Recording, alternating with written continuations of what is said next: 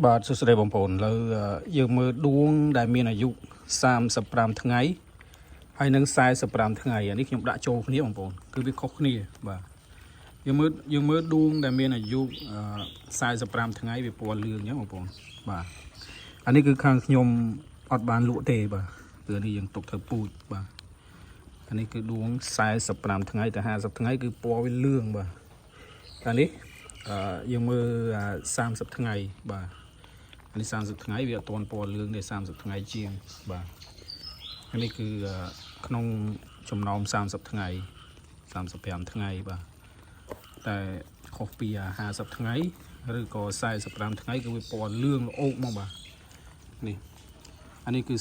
45ទៅ45ថ្ងៃបងប្អូនមើលសាច់ដួងឡងលឿងបាទហើយខ្ទិះបាទខ្ទិះឆ្ងាញ់ហ្នឹងតែភាគច្រើនគឺយើងអត់លក់ទេគឺទុកធ្វើពូជតែម្ដងបាទអរគុណបាទ